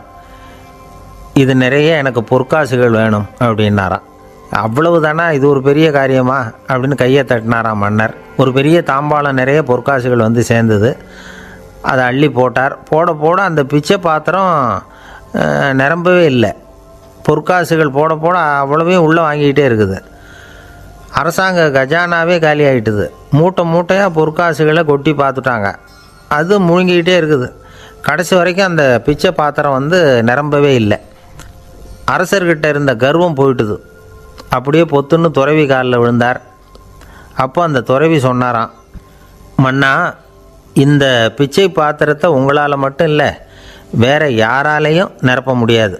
அதுக்கு என்ன காரணம்னா, இது வந்து சாதாரண பிச்சை பாத்திரம் இல்லை, பேராசைகளோடு வாழ்ந்து செத்துப்போன ஒரு மனிதனின் மண்டை ஓடுது அப்படின்னாராம். பாருங்கள், இதுதான் அந்த சுஃபி இலக்கிய கதை. செத்த பிறகும் நிறைவு இல்லைன்னா அது எப்பேற்பட்ட பேராசையாக இருக்கும்னு யோசித்து பார்த்துங்க. நம்மால் ஒருத்தர் கல்யாணம் பண்ணிக்க பொண்ணு பார்த்துக்கிட்டு இருந்தார். அழகு, அறிவு, படிப்பு எதுவும் தேவையில்லை, பணம் மட்டும் இருந்தால் போதும் அப்படின்னு பார்க்குறவங்ககிட்டலாம் சொல்லி வச்சார். ரொம்ப நாளைக்கு அப்புறம் ஒரு பணக்காரர் கிடைச்சார். அவர் சொன்னார், இதை பாருங்கள், எனக்கு 20 வயசில் ஒரு மகள், அவளை நீங்கள் கல்யாணம் பண்ணிக்கிட்டால் 2 லட்சம் பணம் கொடுப்பேன். 25 வயசில் ஒரு பொண்ணு, அவளை கல்யாணம் பண்ணிக்கிட்டால் 2.5 லட்சம் தருவேன். 30 வயசில் ஒரு பொண்ணு இருக்கா, அவளை கல்யாணம் பண்ணிக்கிட்டால் 3 லட்சம் தருவேன். என்ன சொல்கிற அப்படின்னாராம். இவன் கொஞ்ச நேரம் யோசித்து பார்த்துருக்கான். அதுக்கப்புறம் மெதுவாக அவரை நிமிர்ந்து பார்த்து, ஏன் சார், உங்ககிட்ட 50 வயசில் ஏதாவது பொண்ணு இருக்கா அப்படின்னு கேட்டானா. ஒருத்தர் ரொம்ப அவசரமாக வந்தார். சார், மனுஷன் நிம்மதியாக இருக்கிறதுக்கு என்ன வழின்னு கேட்டார். சீக்கிரமாக ஒரு கல்யாணத்தை பண்ணிங்க, எல்லாம் சரியாக போடும் அப்படின்னோம். அவர் ஒரு மாதிரியாக பார்த்தார். ஏற்கனவே எனக்கு கல்யாணம் ஆகிட்டுது சார், அதனால தானே நிம்மதியாக இருக்கிறதுக்கு வழி கேட்குறேன் அப்படின்னார். சரி, இவர் ஒரு மாதிரியான கேஸ் அப்படின்னு நினச்சிக்கிட்டு நம்மக்கிட்ட இருந்த ஒரு சின்ன புத்தகத்தை அவர்கிட்ட தூக்கி கொடுத்தோம். இதை படித்து பாருங்கன்னு. கல்யாணத்துக்கு பிறகும் சந்தோஷமாக இருக்கிறதுக்கு என்ன வழி அப்படிங்கிற கேள்விக்கு அந்த புத்தகத்தில் விளக்கம் இருந்தது. கணவன் மனைவிக்குள்ளே சிக்கல் வராமல் இருக்கிறதுக்கு அதில் சில வழிகளை சொல்லி கொடுத்துருக்குறாங்க. அதெல்லாம் என்னென்ன அப்படிங்கிறத இப்போ பார்க்கலாமா? குடும்பம்னு இருந்தால் கோபம் வரதான் செய்யும். அது வந்துட்டு போட்டும் பரவாயில்ல. ஆனால் அந்த கோபம் ஒரே நேரத்தில் 2 பேருக்கும் வந்துடாமல் பார்த்துக்கணும். ஒரு சமயத்தில் யாராவது ஒருத்தர் தான் கோபப்படணும், அடுத்தவங்க அமைதியாக இருக்கணும். அதுக்கப்புறம் இவர் அமைதியான உடனே அவங்க ஆரம்பிச்சிக்கலாம். கோபமாக ஏதாவது சொன்னால் உடனே கோபமாக பதில் சொல்லக்கூடாது. கொஞ்சம் பொறுத்து கோபம் தீர்ந்த உடனே அந்த பதிலை சொல்லலாம். அப்போ பதில் கோபமாக இருந்தால் கூட அது அவ்வளோ பெருசாக தெரியாது. அற்ப விஷயத்துக்கெல்லாம் காய்ச்சி மூச்சுன்னு கத்திக்கிட்டு இருக்கக்கூடாது. உங்கள் 2 பேருக்குள்ளே ஒரு தர்க்கம் ஆரம்பமாயிட்டுதுன்னு வச்சுக்கோங்க. கடுமையாக 2 பேரும் விவாதம் பண்ணுறீங்க. உங்களில் ஒருத்தர் இதில் ஜெயிக்கணும்னா அது நீங்களாக இருக்க வேணாம், அடுத்தவங்க ஜெயிக்கிறதுக்கு நீங்கள் துணையாக இருங்களேன். அப்படின்னா நீங்கள் கொஞ்சம் விட்டு கொடுக்கணும், அவ்வளவுதான். ஏதாவது குத்தம் சொல்லணுமா, செஞ்ச தப்பை சுட்டி காட்டணுமா, விமர்சனம் பண்ணணுமா, பண்ணுங்க, வேணான்னு சொல்லலை. ஆனால் சொன்னதை அப்படி சொல்கிறத வந்து கொஞ்சம் அன்பாக இதமாக சொல்லுங்கள். எப்போது நடந்த தவறுகளையெல்லாம் இப்போ போய் மறுபடியும் ஞாபகப்படுத்திகிட்டு இருக்க வேண்டாம். நான் அப்போவே சொன்னேன் இந்த புடவை வேணாம்னு, நீங்கள் தான் கேட்கல, இப்போ பாருங்கள் கிழிஞ்சு போச்சு இப்படின்னு கத்துனாங்க ஒரு அம்மா. எப்போ சொன்னீங்கன்னு கேட்டால் ஒரு 10 வருஷத்துக்கு முன்னாடி தீபாவளி சமயத்தில் அப்படிங்கிறாங்க. அது என்ன இன்னும் அப்படியே புதுசாகவே இருக்கும்? உங்களுக்கு அவர் தான் பெருசு, அவருக்கு நீங்கள் தான் பெருசு. அதை விட இந்த உலகத்தில் வேறு எதுவும் முக்கியம் இல்லைன்னு நினைக்கணும். நீ தான் என்னுடைய உலகம்னு எத்தனை தடவை சொல்லியிருப்பீங்க? அதெல்லாம் வெறும் வசனமாக போயிடக்கூடாது. ஏதாவது ஒரு பிரச்சனையை பற்றி கடுமையாக விவாதம் பண்ணிக்கிட்டு இருக்கீங்க, அதை அப்படியே பாதியில் விட்டுட்டு படுக்கைக்கு போயிடக்கூடாது. சுச்சத்தை நாளைக்கு பேசிக்கலாம்னு. அப்படி போனால் தூக்கம் வராது. பிரச்சனையை ஒரு முடிவு பண்ணிக்கிட்டு அதுக்கப்புறமா தூங்க போகணும். ஒரு நாளில் ஒரு தடவையாவது உங்கள் ஜோடியை பாராட்டி நல்ல விதமாக கனிவாக ஒரு வார்த்தை சொல்லணும் அப்படின்னு தீர்மானம் பண்ணிங்க. ஏதாவது தப்பு பண்ணிவிட்டீங்கன்னா பரவாயில்ல, அதை ஒத்துக்கிறதுக்கும் மன்னிப்பு கேட்குறதுக்கும் தயாராக இருக்கணும். அது ஒன்றும் கேவலம் கிடையாது. வீட்டுக்குள்ளே தானே கேட்க போகிறீங்க, வெளியில் யாருக்கு தெரிய போதும்? எப்படியோ உங்களுக்குள்ள ஒரு சமரசம் ஆனால் சரிதான்.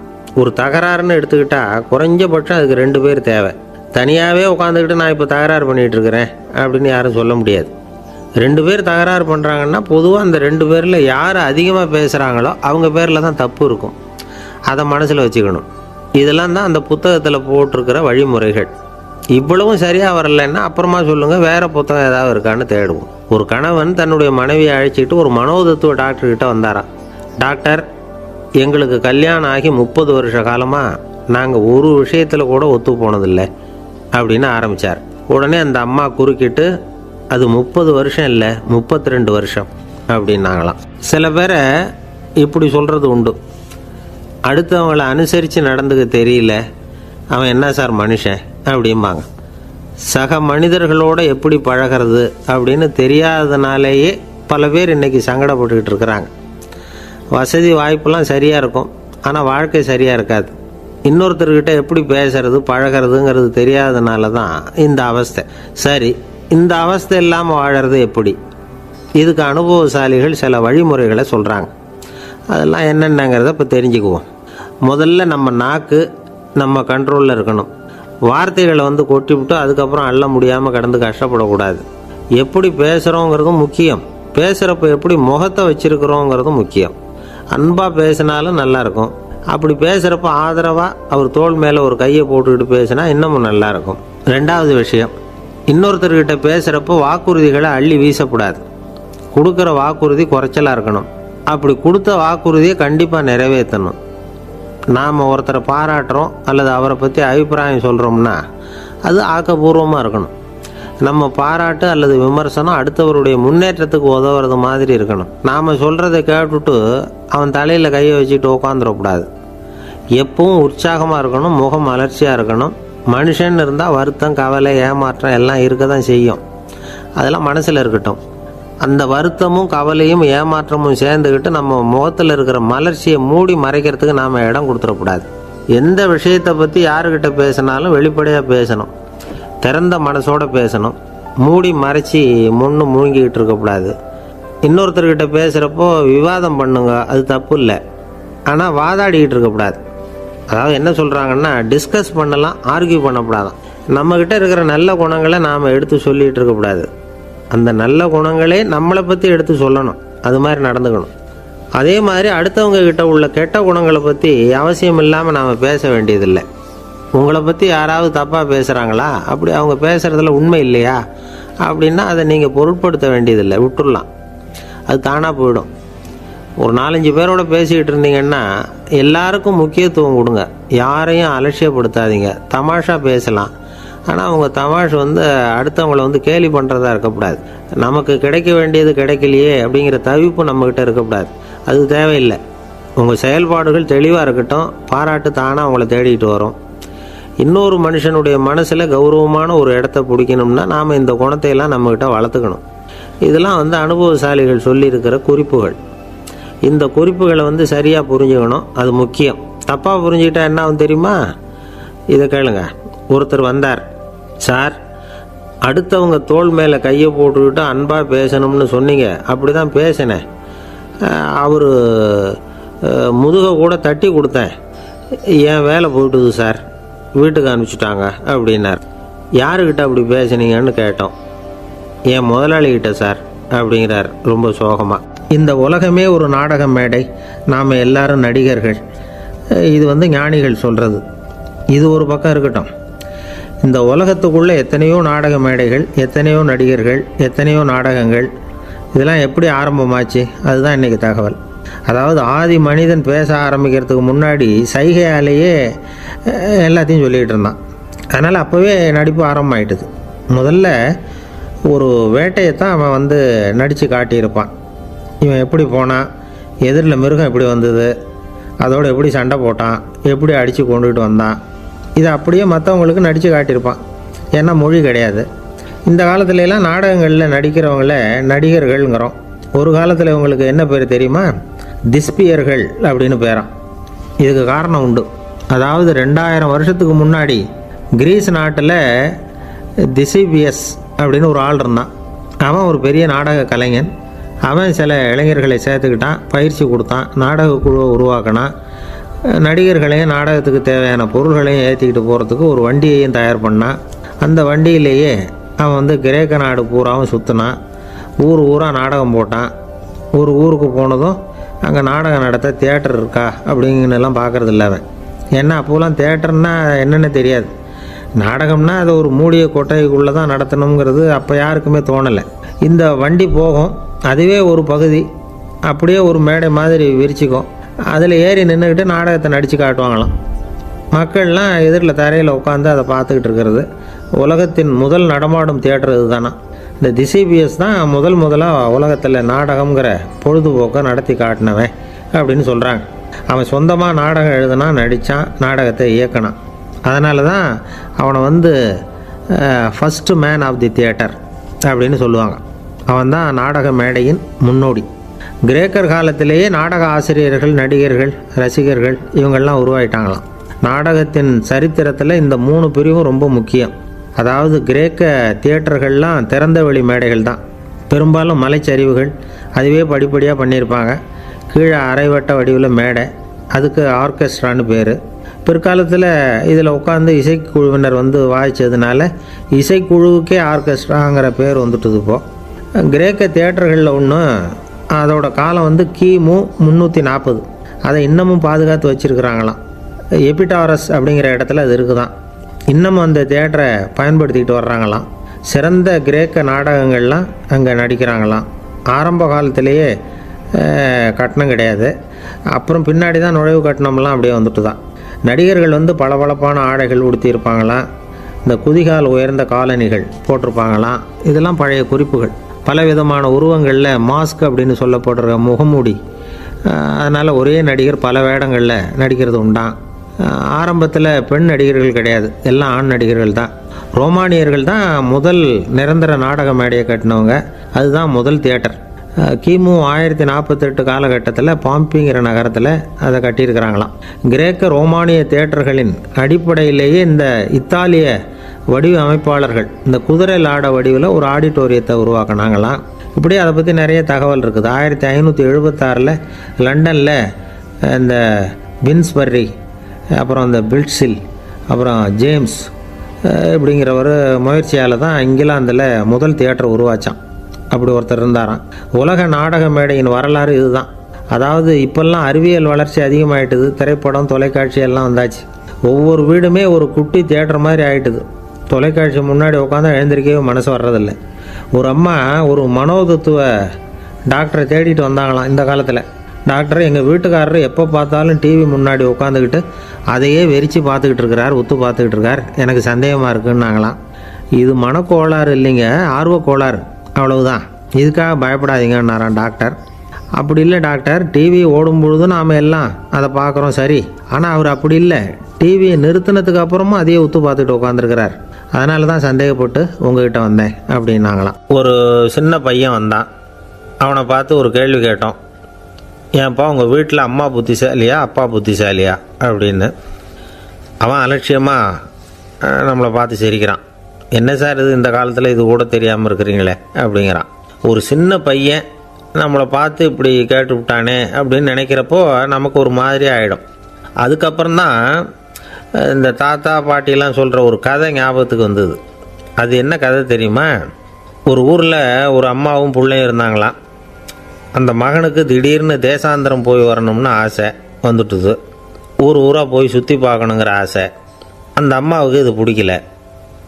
மகனை பிரிஞ்சு இருக்கிறதுக்கு அவங்க மனசு இடம் கொடுக்கல. வேணாப்பான்னு சொல்லி பார்த்தாங்க, அவன் கேட்கல. திடீர்னு புறப்படவும் செஞ்சுட்டான். சரி, இனிமேல் அவனை தடுக்க முடியாதுன்னு முடிவு பண்ணிக்கிட்டாங்க அந்த அம்மா. இருந்தாலும் புத்திசாலித்தனமாக ஒரு யோசனை பண்ணாங்க.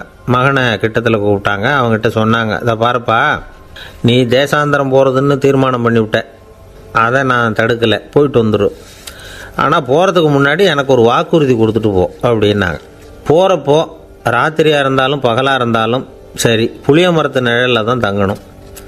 திரும்பி வர்றப்போ இரவும் பகலும் நீ வேப்ப மரத்து நிழல்லே தங்கணும் அப்படின்னாங்க. சரி, அப்படியே செய்கிறேன்னு சொல்லி வாக்குறுதி கொடுத்தான் பையன். புறப்பட்டு போனான். போகிற வழியில் புளிய மரத்து நிழல்லே தங்கினான், தூங்கினான். அப்படி போய்கிட்டே இருந்தான். 7ஆவது நாள் அவன் உடம்பு சுகமில்லாமல் போயிட்டுது. ரொம்பவும் பலவீனமாயிட்டான். இனிமேல் நடக்க முடியாதுங்கிற நிலைமை வந்துட்டுது. யோசித்து பார்த்தான். சரி, இதுக்கு மேலே போக வேண்டாம் அப்படின்னு முடிவு பண்ணிட்டு திரும்பி வர ஆரம்பிச்சிட்டான். திரும்பி வர்றப்போ வழியில் வேப்ப மரத்து நிழலையே தங்கி வந்தான். நாளுக்கு நாள் உடம்பு சரியாக வந்துட்டுது. 7ஆவது நாள் வீட்டுக்கு சேர்றான். உடம்பு பழையபடியே கலகலப்பாயிட்டுது. பூரண சுகம். தேசாந்திரம் போன பையன் திரும்பி வந்துட்டானே அப்படின்னு அந்த அம்மா ஆச்சரியப்படலை. ஏன்னா அவங்களுக்கு தெரியும் இப்படி ஆகும்னு. பையன் சீக்கிரமாக திரும்பி வரணுங்கிறதுக்காக தான் அவங்க அந்த யோசனையை சொன்னாங்க. என்ன விஷயங்கிறதையும் அவங்களே சொன்னாங்க. மகனே, புளிய மரத்து நிழல் உடம்புக்கு உஷ்ணத்தை கொடுக்கும், சீக்கம் உண்டாக்கும்.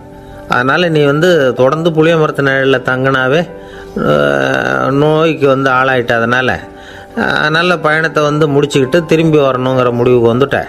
திரும்பி வர்றப்போ நீ தங்கினது வேப்ப மரத்து நிழல். அது உடம்புக்கு குளிர்ச்சியை தரக்கூடியது, நோயை தீர்க்கக்கூடியது. அதனால் சுகமாக வீட்டுக்கு சேர்ந்துட்ட. உன்னோட தேசாந்திர பயணத்தை தடுக்கிறதுக்காக தான் இப்படி பண்ணினேன் அப்படின்னாங்களாம் அந்த அம்மா. பார்த்தீங்களா அம்மாவோட புத்திசாலித்தனத்தை? அப்பாவாக இருந்தால் இப்படியா பண்ணுவார்? ஒரு அப்பா பையன்கிட்ட 10 ரூபா கொடுத்து இதை எடுத்துக்கிட்டு அடுத்த ஊருக்கு போய் அங்கே இருக்கிற மாமா கிட்ட இதை கொடுத்துட்டு வாடா, வழியில் எங்கேயாவது மரத்தடியில் படுத்து தூங்கி விடாதே அப்படின்னு எச்சரிக்கை பண்ணி அனுப்புனாராம். பையனுக்கு எச்சரிக்கையாக வாழறது எப்படிங்கிறத கற்றுக் கொடுக்கறதுக்காக இப்படி பண்ணார். அவன் பணத்தை வாங்கிட்டு போனான். அப்பா சொன்னதை மறந்துட்டு ஒரு மரத்தடியில் படுத்து தூங்கிட்டான். அவனுக்கு தெரியாமல் அவன் பின்னாடியே போன அப்பா அவன் கையில் இருந்த அந்த 10 ரூபாயை நைஸாக எடுத்துகிட்டு வந்துட்டார். அவன் பையில் தானே வச்சுருந்தான், அது தெரியாமல் எடுத்துகிட்டு வந்துட்டார். அவன் தூங்கிக்கிட்டு இருக்கான். எடுத்துகிட்டு ஒரு மறுபடியும் வீட்டுக்கு வந்துட்டார். பையன் மூழ்கிக்கிட்டு பையை தடவி பார்க்குறான், பணத்தை காணும். அழுதுகிட்டே திரும்பி வந்தான். அப்பா கிட்ட விஷயத்த சொன்னான். அப்பா சிரிச்சுக்கிட்டே சொன்னார், அதுக்கு தான்ப்பா ஆரம்பத்திலேயே எச்சரிக்கை பண்ணினேன், இனிமேலாவது நீ ஜாக்கிரதையாக இருக்கணும் அப்படிங்கிறதுக்காக தான் இப்படி பண்ணினேன். அந்த பணம் எங்கேயும் போயிடலை, நான் தான் அதை உனக்கு தெரியாமல் எடுத்து வச்சிருக்கிறேன். இதோ பாரு அப்படின்னு சொல்லிக்கிட்டு சைடு பாக்கெட்டில் கையை விட்டார். அது ஓட்டையாக இருக்குது. அதை எவனோ ஏற்கனவே கத்திரிச்சு எடுத்துகிட்டு போட்டான். இப்போ அப்பா முகத்தில் அசடு வழிஞ்சுதான். ஒரு அரசனும் அமைச்சரும் ஒரு நாள் ரொம்ப சாவகாசமாக பேசிக்கிட்டு இருந்தாங்களாம். அரசன் அமைச்சரை பார்த்து ஒரு கேள்வி கேட்டிருக்கார்.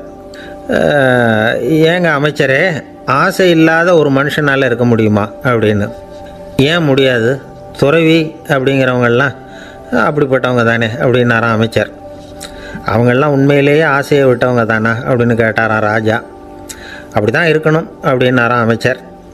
அப்படின்னா ஆசையே இல்லாத ஒரு உண்மையான துறவியை நான் பார்க்கணுமேன்னார்.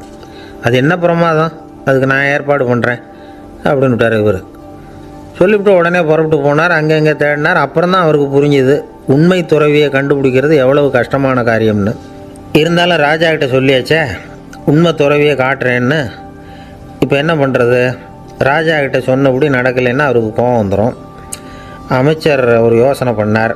அவருக்கு ஒரு வழி தெரிஞ்சுது. அதுதான் சரின்னு முடிவு பண்ணார். அதாவது அந்த ஊரில் அவருக்கு தெரிஞ்ச நாடக நடிகர் ஒருத்தர் இருக்கிறார், நல்லா நடிப்பார்.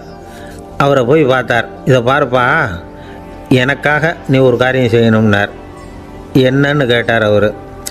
நீ ஒரு துறவி மாதிரி கொஞ்சம் நேரத்துக்கு நடிக்கணும். ராஜா உன்னை பார்த்துட்டு போகிற வரைக்கும் நடி, அது போதும். அதுக்காக உனக்கு 10,000 ரூபா தரேன் அப்படின்னார். அவர் எந்த காலத்தில் இவ்வளவு பணத்தை மொத்தமாக பார்த்துருக்கார். அதனால் உடனே சரின்னு ஒத்துக்கிட்டார். அமைச்சர் அரண்மனைக்கு திரும்பி வந்தார். என்ன அமைச்சரே, இன்னுமா ஒரு உண்மையான துறவி கிடைக்கலன்னார். உண்மையான துறவி ஒருத்தரை இப்போ தான் கொஞ்ச நேரத்துக்கு முன்னாடி பார்த்து பேசிவிட்டு வர்றேன்.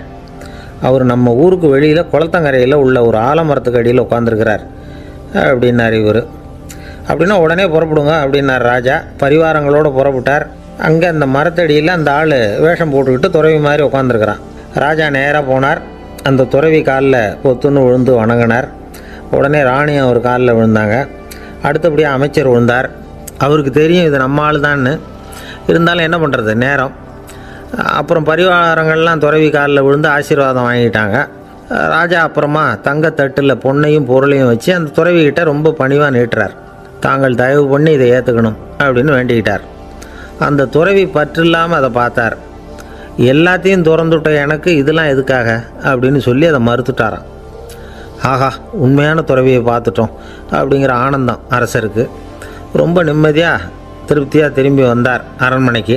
அதுக்கப்புறம் அமைச்சர் யாருக்கும் தெரியாமல் அந்த துறவிகிட்ட ஓடினார். சொன்ன பிரகாரம் பணத்தை நீட்டினார். இந்தாப்பா, நான் உங்ககிட்ட சொன்னபடி 10,000 ரூபா பணம் எடுத்துக்கோ அப்படின்னார். அந்த ஆள் ராஜா கிட்ட சொன்னது மாதிரியே எல்லாத்தையும் திறந்துவிட்டோம், எனக்கு இதெல்லாம் எதுக்காக வேணாம் அப்படின்னு விட்டாரான். நடித்த வரைக்கும் போதும்ப்பா, இனிமேல் இந்த நாடக வசனம்லாம் வேணாம், வேஷத்தை கலைச்சிரு, பணத்தை வாங்கிக்கோன்னார். இல்லைங்க, இது வேஷம் இல்லை, இது வசனமும் இல்லை, இது உண்மை. கொஞ்ச நேரம் துறவி மாதிரி நடித்ததுக்கே இந்த தேசத்து ராஜா ராணி அமைச்சர் பரிவாரங்கள் எல்லாம் என் காலில் விழுந்து வணங்குறாங்க. அப்படின்னா உண்மையான துறவியாக இருக்கிறது எவ்வளவு பெருமையான விஷயம். நான் உண்மையான துறவியாக ஆக போகிறேன், அப்படி முடிவும் பண்ணிட்டேன் அப்படின்னார் அந்த நடிகர். வேஷம் கூட எப்படிப்பட்ட விளைவுகளை உண்டு பண்ணுது பார்த்தீங்களா. நம்மால் ஒருத்தன் ரொம்ப வசதியாக தான் இருந்தான், ஒரு நாள் அவன் சொத்து பூரா திருட்டு போயிட்டுது. அதுக்கப்புறம் இவன் துறவி மாதிரி ஆகிட்டான், ஊர் ஊராக சுற்றினான், ஒரு குருநாதரை தேடி கண்டுபிடிச்சான், அவர்கிட்ட சீடனாக சேர்ந்துக்கிட்டான். அவனை பார்த்து ஒருத்தர் கேட்டார், நீ உண்மையான சீடன் தானான்னு. இல்லைங்க, சீடன் மாதிரி நடிச்சுக்கிட்டு இருக்கிறேன் அப்படின்னா. அது குரு துரோகம் இல்லையா அப்படின்னு கேட்டார் அவர். இல்லைங்க, நான் பண்ணது குரு துரோகம் இல்லை, என் குரு பண்ணது தான் துரோகம். என்னுடைய பணத்தை கொள்ளையடித்தது இவர் தான், அதை எங்கே வச்சுருக்காருன்னு கண்டுபிடிக்கிறதுக்காக தான் இவர்கிட்ட வந்து சீடனாக சேர்ந்துருக்கிறேன் அப்படின்னா. ஒரு ஆள் இருந்தான், நிறைய பணம் சம்பாதிச்சான், ஆனால் செலவு பண்ண மனசு வரல, கருமி. அவன் என்ன பண்ணான், சேர்த்த பணம் பூராவையும் ஒரு மரத்தடியில் புதைச்சி வச்சுருந்தான். வாரத்துக்கு ஒரு தடவை அந்த மரத்தடிக்கு வருவான், புதைச்ச இடத்த ஆவலோடு பார்த்துக்கிட்டு இருப்பான், அதுக்கப்புறம் போயிடுவான், அவ்வளவுதான். ஒரு நாள் ஒரு திருடன் வந்தான், இவன் புதைச்சி வச்சுருந்ததெல்லாம் எடுத்துகிட்டு போட்டான். இது தெரிஞ்சு போச்சு. அந்த கருமி புலம்ப ஆரம்பிச்சிட்டான். இவன் புலம்பலை கேட்டதும் அக்கம் பக்கத்தில் இருந்தவங்கெல்லாம் ஓடி வந்தாங்க. என்ன விஷயம்னு விசாரித்தாங்க. இவன் சொன்னான். ஒரு பெரியவர் கேட்டார், ஏப்பா வாரம் வந்து இந்த இடத்த பார்க்குறதாக சொன்னியே, எப்போவாவது இதில் இருக்கிற பணத்தை எடுத்து செலவு பண்ணியிருக்கியா அப்படின்னு கேட்டார். நான் அப்பப்போ வந்து அதை பார்க்குறது தான் வழக்கம், அதை தொட்டதே இல்லைன்னு அவன். சரி, அப்படின்னா இப்போவும் நீ அதே மாதிரி வாரம் ஒரு தடவை வந்து இந்த இடத்த பார்த்துட்டு போகலாமே அப்படின்னாராம் அந்த பெரியவர். அதுவும் சரிதானே, எவ்வளவு காலமானாலும் அவன் அந்த பணத்தை எடுத்து செலவு பண்ண போகிறதில்ல. அப்படி இருக்கிறப்ப உள்ளே பணம் இருந்தாலும் ஒன்று தான், இல்லாமல் போனாலும் ஒன்று தான். இதிலேருந்து என்ன புரியுதுன்னா, ஒருத்தர்கிட்ட இருக்கிற பணத்தை கொண்டு அவர் பணக்காரரா ஏழையா அப்படின்னு முடிவு செய்கிறது சரியில்லை. அந்த செல்வத்தை அனுபவிக்கிற திறன், பயன்படுத்துகிற திறன், அதை வச்சு தான் அவர் ஏழையா பணக்காரரா அப்படிங்கிறத நிர்ணயம் பண்ணணும், அதுதான் சரி. செலவு பண்ண தெரியாதவன் சேகரம் பண்ணிகிட்டே இருக்கிறதுனால என்ன பிரயோஜனம்? தலைமுடியே இல்லாதவன் தாராளமாக சீப்புகளை வாங்கி சேகரம் பண்ணுறது மாதிரி தானே இது. சில சமயம் செலவு பண்ண நாம் தயாராக இருந்தால் கூட அந்த செல்வம் நமக்கு பயன்படுறதில்ல. அரேபியாவில் ஒரு நகை வியாபாரி விலை உயர்ந்த முத்துக்களை எல்லாம் அவர் வச்சு வியாபாரம் பண்ணிகிட்டு இருந்தார். அவர் ஒரு சமயம் ஒரு பாலைவனம் வழியாக போயிட்டு இருக்கிறார் ஒட்டகத்தில். அப்போது திடீர்னு கடுமையான புயல் வீச ஆரம்பிச்சுட்டுது. திசை தவறி இவர் எங்கேயோ வந்துட்டார். கூட வந்தவங்களையும் காணலை, எங்கே போனாங்களோ தெரியல. இவர் ரொம்ப பயந்து போய் அங்கே எங்கேயுமா அலைஞ்சு திரியிறார், வழியே தெரியல. பசி கடுமையாயிட்டுது. ஒட்டகத்து முதுகில் ஒரு மூட்டை இருந்தது, அதை பிரித்து பார்த்தார். உள்ளே ஏதாவது இருக்கான்னு தேடி பார்க்குறார். அது வரைக்கும் கண்ணில் தட்டுப்படாத அபூர்வமான ஒரு பை கண்ணில் பட்டுது. ஆஹா, அதில் ஏதாவது சாப்பிட்றதுக்கு இருக்கும் அப்படின்னு நினச்சி ஆவலாக அதை பிரித்து பார்க்குறார். அந்த பையில் விலை உயர்ந்த முத்துக்கள் நிறைய இருந்துதான். அப்போ தான் அவர் நினச்சாராம், விலை உயர்ந்த முத்துக்கள் கூட சாப்பிட்றதுக்கு உணவாக முடியாது அப்படிங்கிறத புரிஞ்சுக்கிட்டாராம். எந்த நேரத்தில் எது நமக்கு தேவையோ அது நமக்கு தாராளமாக கிடைக்கணும். அப்படி அது கிடைக்கிறதுக்கு நம்மக்கிட்ட இருக்கிற செல்வம் பயன்படணும். அது நமக்கும் பயன்படலாம், நம்ம மூலமாக அடுத்தவங்களுக்கும் பயன்படலாம்.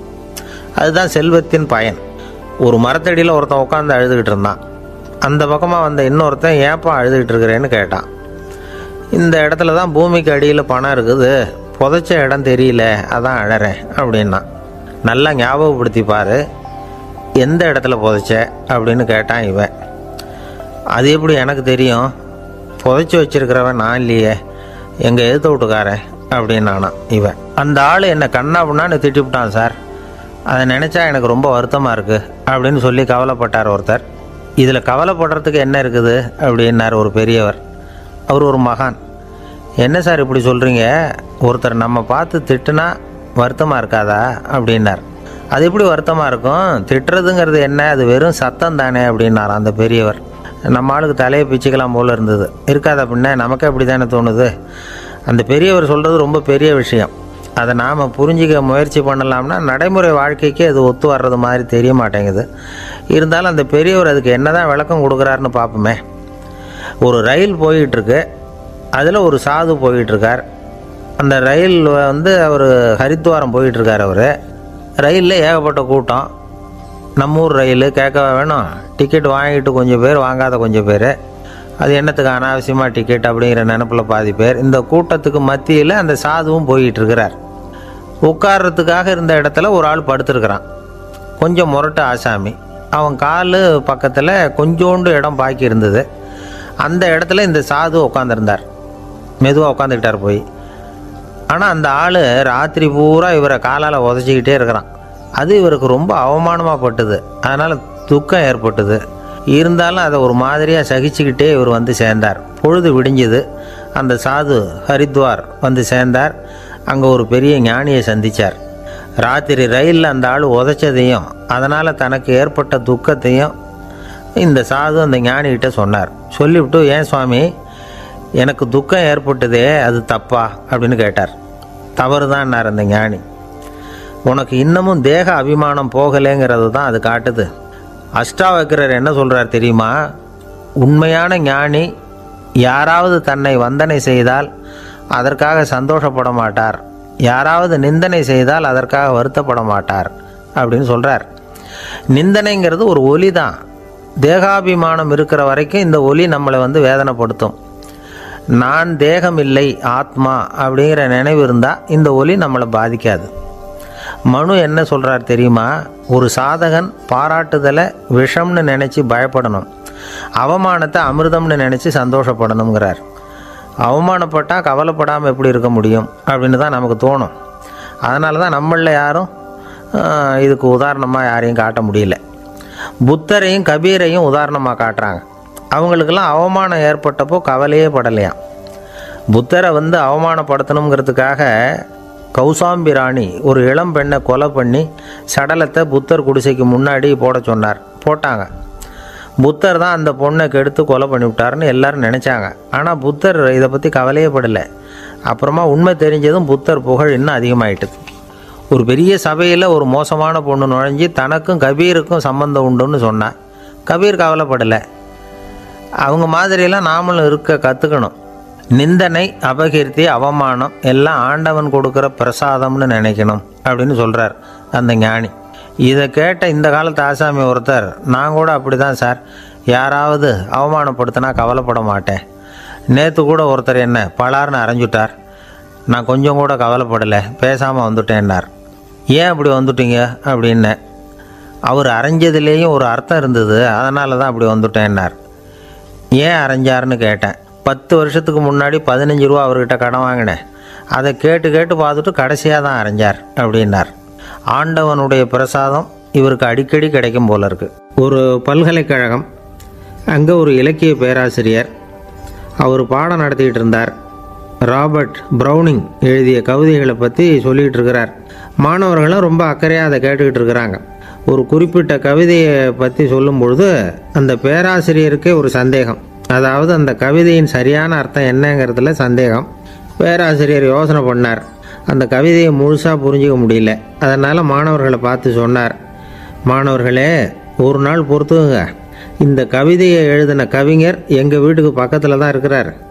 இன்றைக்கி சாயந்தரம் நான் அவரை நேரிலேயே போய் பார்க்குறேன், பார்த்து இதுக்கு என்னங்க அர்த்தம்னு கேட்டுக்கிட்டு வந்துவிடுறேன், அதுக்கப்புறம் உங்ககிட்ட சொல்கிறேன் அப்படின்னாராம். அன்றைக்கி சாயந்தரமே அந்த பேராசிரியர் கவிஞரை தேடிக்கிட்டு போயிட்டார். கவிஞர் அவங்க வீட்டில் அவர் பாட்டு உட்காந்துருந்தாராம். இவர் போய் அவர் முன்னாடி உட்காந்தார். அப்புறம் கேட்டார், ஐயா, அந்த கவிதையின் முழு பொருள் என்னன்னு தெரிஞ்சுட்டு போகிறதுக்காக வந்திருக்கிறேன் அப்படின்னாராம். எந்த கவிதை அப்படின்னாராம் அவர். இவர் அந்த கவிதையை சொல்லியிருக்கார். கவிஞர் கொஞ்சம் யோசனை பண்ணிவிட்டு அப்புறம் சொன்னாராம், பேராசிரியரே, நீங்கள் கொஞ்சம் தாமதமாக வந்துட்டீங்கன்னாராம். இவருக்கு ஒன்றும் புரியல. நீங்கள் என்ன சொல்கிறீங்க? நான் தாமதமாக வந்துட்டேன்னா? நீங்கள் தான் உயிரோடு இருக்கிறீங்களே, அப்படி இருக்கும்பொழுது நான் தாமதமாக வந்துவிட்டேன்னா அது எப்படி அப்படின்னு இவர் குழம்பியிருக்கிறார். இப்போ கவிஞர் சொன்னாராம், ஐயா, நான் உயிரோடு இருக்கிறேன்னா இல்லையாங்கிறது முக்கியம் இல்லை. நான் அந்த கவிதை வரிகளை எழுதினப்போ 2 பேருக்கு அதோட அர்த்தம் தெரிஞ்சிருந்தது. இப்போ ஒரே ஒருத்தருக்கு தான் அதோட அர்த்தம் தெரியும் அப்படின்னாராம். பேராசிரியர் யோசனை பண்ணியிருக்கார்.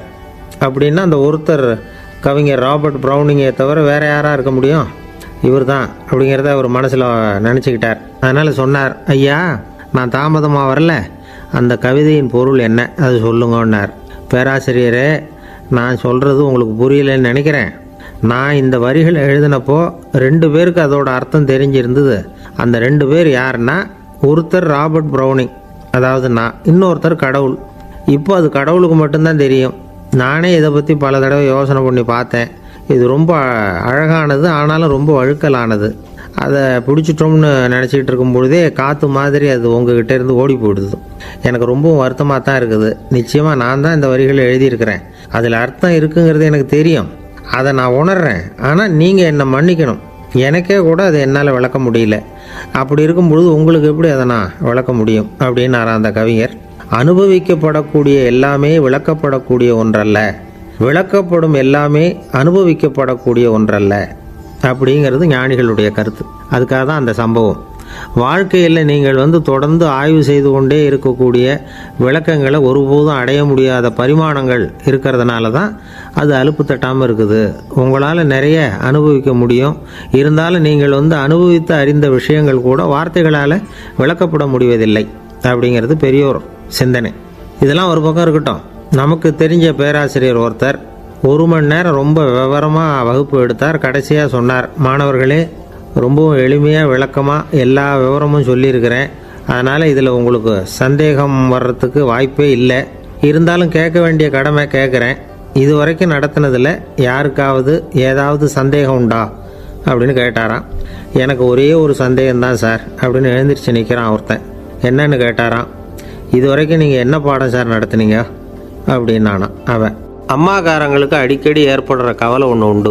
அதாவது குழந்தை சரியாக சாப்பிட மாட்டேங்குதே அப்படிங்கிற கவலை. இவங்கெல்லாம் ஒரு விஷயத்தை நல்லா புரிஞ்சுக்கணும். குழந்தைகள்ங்கிறவங்க பெரியவங்க மாதிரி இல்லை. அவங்க கடிகாரத்தில் மணியை பார்த்துட்டு சாப்பிட்றதுக்கு உட்கார்ற ரகம் கிடையாது. பசிச்சா சாப்பிடுவாங்க, இல்லைன்னா விளையாடுவாங்க அல்லது தூங்குவாங்க. அது புரியாமல் அவங்கள கட்டாயப்படுத்தி அல்லது மிரட்டி சாப்பிட வைக்கிறது ரொம்ப தப்பு.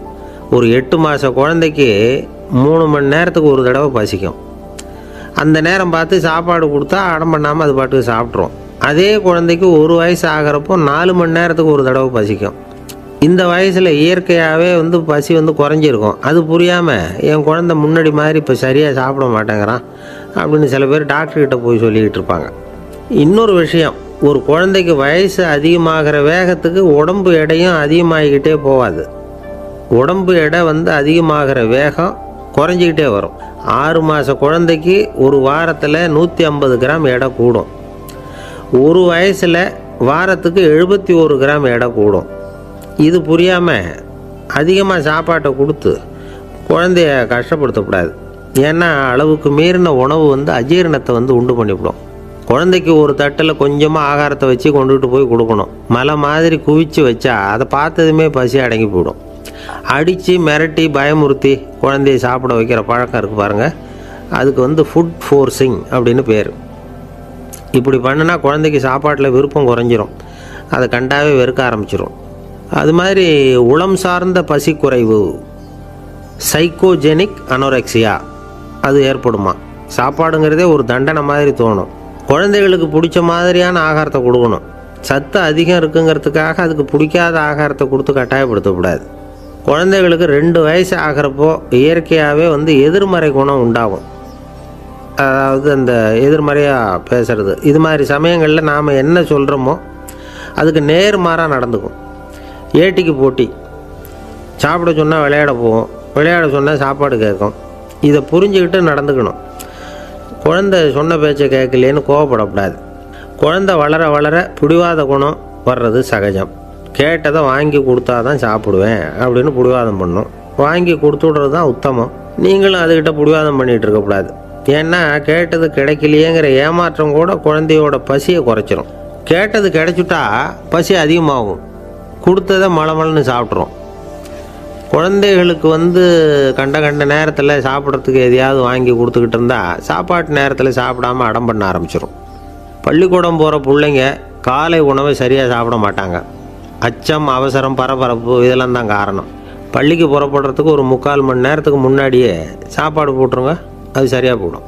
படிக்கிற குழந்தைகள் உடல் சோர்வு, மனச்சோர்வு இது காரணமாக கூட சாப்பிட மறுக்கிறது உண்டு.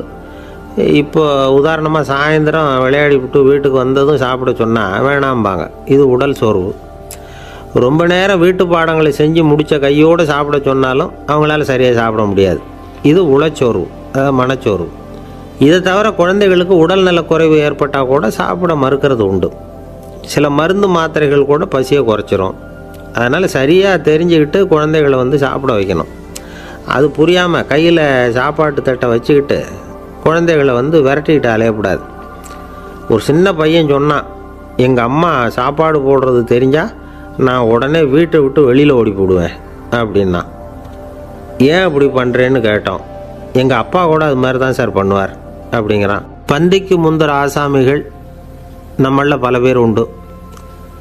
அப்படி முந்தறதுக்கு கூட முயற்சி பண்ணுறவங்க நிறைய பேர் இருக்கிறாங்க.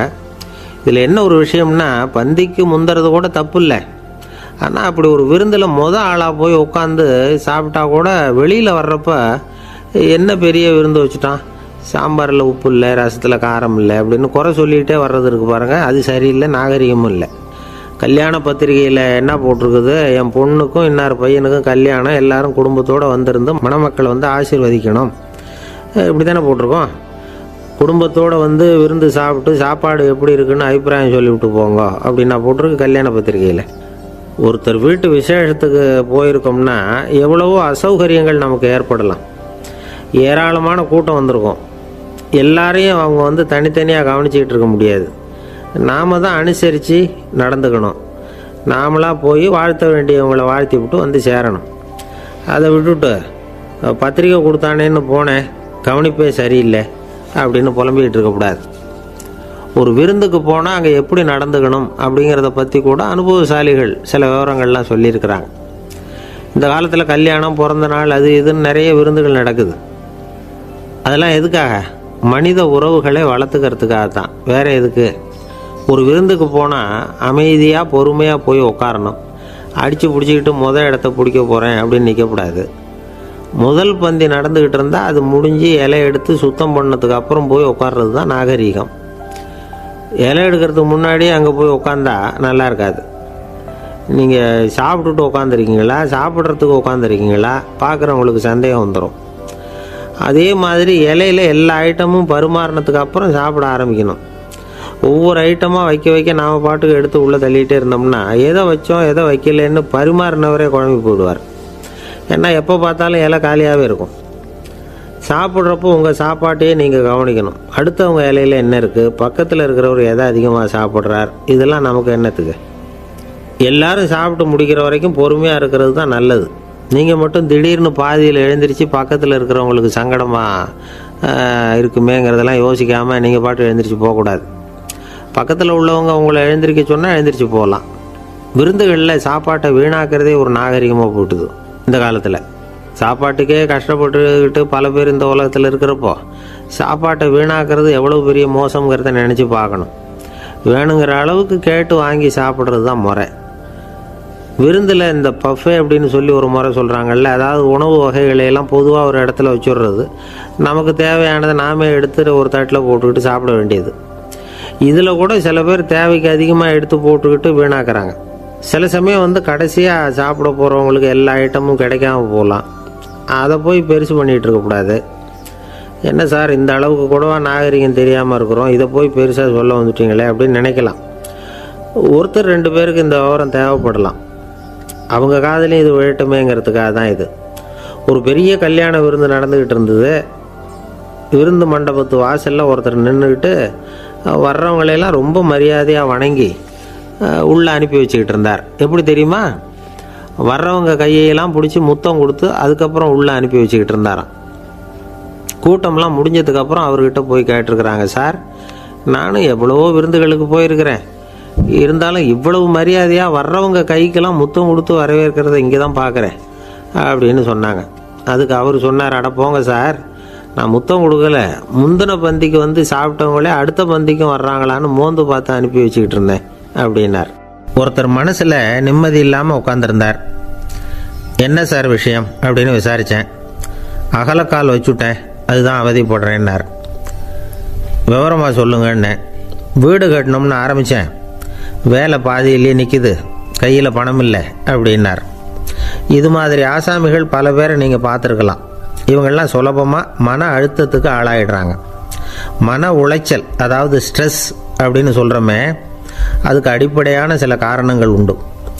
அதாவது மிகையாக திட்டமிடுதல் அப்படிங்கிறதும் ஒரு முக்கியமான காரணம். நடைமுறை சாத்தியம் என்னங்கிறத மனசில் வச்சுக்கிட்டு எந்த திட்டத்தையும் தீட்டணும், அப்போ தான் அது சரியாக வரும். ரெண்டாவது காரணம் என்ன தெரியுமா? ஒரே நேரத்தில் பல்வேறு செயல்களில் ஈடுபடுறது. தொலைபேசியில் பேசிக்கிட்டே கையில் இருக்கிற கடிதத்தை படிச்சுக்கிட்டே எதிரில் உட்காந்துக்கிட்டு இருக்கிறவருக்கும் அப்பப்போ பதில் சொல்லிக்கிட்டு மனசில் பல்வேறு சிந்தனைகளை அப்படியே ஓட விட்டுக்கிட்டு இருக்கிறது, இதுவும் மன அழுத்தத்தை உண்டாக்குது. மூணாவது காரணம், எதுலேயும் வெற்றி மட்டும் எதிர்பார்க்குற ஒருதலைப்பட்சமான ஆர்வம். நாம் தொட்டதெல்லாம் வெற்றியாகவே முடியணும் அப்படின்னு எதிர்பார்க்குறவங்க ஏதாவது ஒன்றில் தோல்வியை கண்டால் தோண்டு போயிடுறாங்க. எப்படியும் முடியலாம்ங்கிற எண்ணம் ஏற்கனவே நமக்குள்ளே இருந்துட்டுதுன்னா அந்த அவஸ்தை வராது. அதனால் அதுவும் நம்ம வளர்த்து கொள்ள வேண்டிய ஒரு குணம். மன உளைச்சல் ஏற்படுறதுக்கு இன்னொரு காரணம், எதையும் வேகமாக செஞ்சுடணும் அப்படிங்கிற துடிப்பு. அந்த துடிப்பே மனசை அழுத்த ஆரம்பிச்சிடும். எந்த ஒரு காரியத்திலையும் தாமதமோ இடையூறோ ஏற்பட்டால் அதை பொறுத்துக்கிற மனப்போக்கம் வேணும். அது இல்லாதவங்க அழுத்தத்துக்கு ஆளாயிடுறாங்க. சில பேர் வேலைன்னு எந்த நேரம் பார்த்தாலும் வேலையே கதின்னு கிடப்பாங்க. பொழுதுபோக்குக்கோ உடற்பயிற்சிக்கோ குடும்பத்தில் உள்ளவங்க அல்லது நண்பர்கள் கூட கலந்துரையாடவோ கொஞ்சம் கூட நேரம் ஒதுக்க மாட்டாங்க. இந்த சுபாவம் மன அழுத்தத்தை உண்டு பண்ணும். இதையெல்லாம் புரிஞ்சுக்கிட்டு அதிலிருந்து விடுபடுறது எப்படின்னு யோசிக்கணும். வல்லுநர்கள் இது தொடர்பாக சில யோசனைகளை சொல்லி வச்சிருக்கிறாங்க. அது என்னன்னா, வாழ்க்கைங்கிறது பிரச்சனைகளால் பின்னப்பட்ட ஒன்று. அது எப்போவுமே முடிவடையாத ஒரு தொடர்கதை அப்படிங்கிறத முதல்ல நாம் புரிஞ்சுக்கணும். ஒரே நேரத்தில் ஒரு காரியத்தில் மட்டுமே நாம் கவனம் செலுத்தணும். அடுத்தவங்க காரியத்தில் தலையிடக்கூடாது. எதையும் பேச ஆரம்பிக்கிறதுக்கு முன்னாடி நம்மை நாமே கேட்டுக்க வேண்டிய கேள்வி 2. 1, நான் சொல்ல போகிறது ரொம்ப முக்கியமானதா? 2வது, நான் சொல்கிறத அவங்க கேட்குறதுக்கு ஆசைப்படுறாங்களா? நான் பேசுகிறதுக்கு அது சரியான நேரம் தானா? இதை யோசித்து பார்த்ததுக்கப்புறம் எதையும் பேச ஆரம்பிக்கணும். முடிஞ்ச அளவுக்கு வளைந்து போகிற சுபாவத்தை வளர்த்துக்கணும். நம்ம நேரம் விலை மதிப்பு இல்லாதது, அதை வீணாக்கக்கூடாது. சிரிக்க தெரியலனாலும் பரவாயில்ல, முகத்தில் கொஞ்சம் புன்முறுவலாவது காட்டணும். இதெல்லாம் ரொம்ப முக்கியம். அடுத்தவங்க ஏதாவது செஞ்சால் உடனே நன்றி சொல்ல மறக்கக்கூடாது. தினமும் கொஞ்சம் நேரத்தை தனிமையில் செலவு பண்ணணும். மன உளைச்சலிருந்து விடுபடுறதுக்கு 3 முக்கிய வழிகள் சொல்கிறாங்க. அதை சுருக்கமாக ரெட் அப்படின்னு சொல்கிறாங்க. RED ஆங்கில எழுத்தில். அந்த முதல் எழுத்து R, அது என்னென்னா ரிலாக்ஸேஷன், அதாவது இடை ஓய்வு. 2வது E எக்ஸர்சைஸ், உடற்பயிற்சி. 3வது டயட், திட்டமிட்ட உணவு முறை. அதனால் தியானம், மூச்சு பயிற்சி இதெல்லாம் இந்த இடை ஓய்வுக்கு வழிகள்.